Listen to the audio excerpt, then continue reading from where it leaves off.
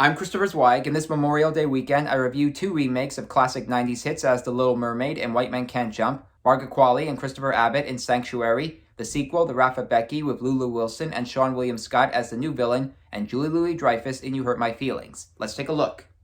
Our first movie is the latest live-action remake of the 1989 Disney animated classic, The Little Mermaid, which is a mixed bag for me, but is miles ahead of how Robert Zemeckis tried to remake Pinocchio. It sinks and swims when it comes to the underwater world, which is all CGI and sometimes a little darker for kids, while the human world is more elaborate. The best thing about this version is Halle Bailey of the Chloe and Halle Music Sister group as an African-American version of the mermaid Ariel, and she does a fine job of living up to Jodie Benson's expectations. You know the story, as Ariel dreams of exploring the human world, much to the chagrin of her father, King Triton, played unconvincingly by Javier Bardem, and makes a deal with the evil sea witch Ursula, nicely played by Melissa McCarthy. You become a human yourself. Is that even possible?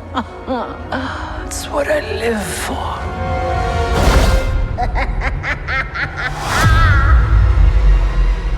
This Little Mermaid remake was directed by Rob Marshall in his first entry since Mary Poppins Returns, and he is a filmmaker who loves making practical effects and entertaining musical numbers, especially when he receives some help from Lin-Manuel Miranda, who also produces and wrote some new songs with Alan Menken. The movie has its implausibilities, with Scuttle the seagull breathing underwater, Sebastian the crab looking like a dinner plate, and I don't think Bardem is convincing as King Triton. But what really swims is Bailey's performance, the human characters, Marshall's directions, and the musical numbers, which seem to have more magic on land than under the sea. I take this over Pinocchio smelling horse crap any day, so check it out. Our next movie is White Men Can't Jump, another remake of a 90s classic that I'm also mixed about but can't really recommend. Sinqua plays a washed-out celebrity basketball player, while rapper Jack Harlow makes his acting debut as an ACL-stricken player who both meet with the same goals of getting their careers back on track, and to do that they must hustle some basketball games for a big tournament. Every hooper I know is entering that big-ass tournament with a winner get $500,000. I just need somebody who can play so I can make some money. You joking, right? $500,000 for one day of hoop. This White Men Can't Jump was directed by Cal Maddock, whose last entry was the House Party remake from January. It says it wants to move on by saying White Men Can Jump, with the can replacing the can, but this reboot can't really jump. I mean, it has a few tickles and some truthful aspects thanks to the two leads, but it doesn't really distinguish itself from the hit movie. It's not a bad film, it's just not really necessary, and both versions are streaming on Hulu. I think you know which one you should see first.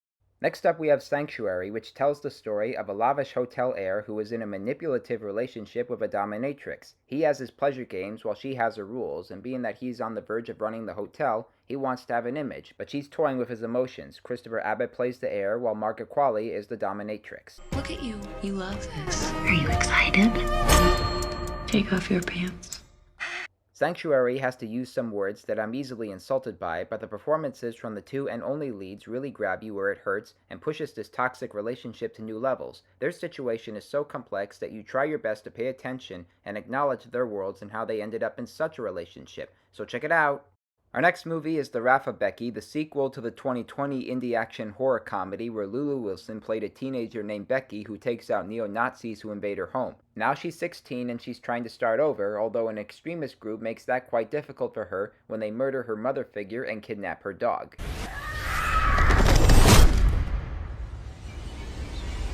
Diego?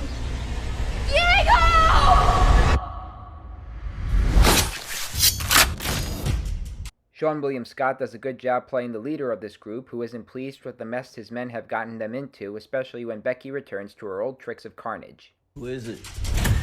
It's Becky. You took my dog.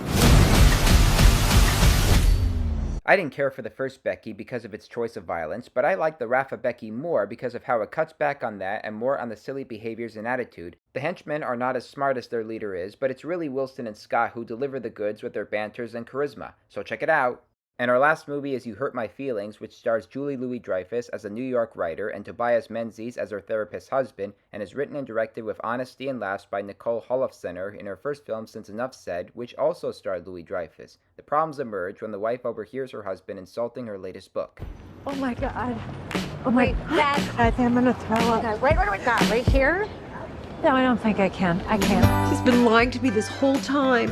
I wasn't lying. I was encouraging. That's not true. You were lying to be encouraging. The cast also includes Owen Teague as their would-be writer's son, Michaela Watkins as the wife's sister, and Ariad Moayed as her down-on-her-luck actor husband. How are you? Feeling a little off my game. The only reason she makes me a salad is because she wants me to lose weight, which is passive-aggressive. I want you to be healthy. Doesn't matter. Can you shut up and keep talking? And that's David Cross and Amber Tamblyn as the therapist's clients. You Hurt My Feelings is delightful and consistently honest thanks to the performances from Louis-Dreyfus and Menzies and to the screenplay by Harlow.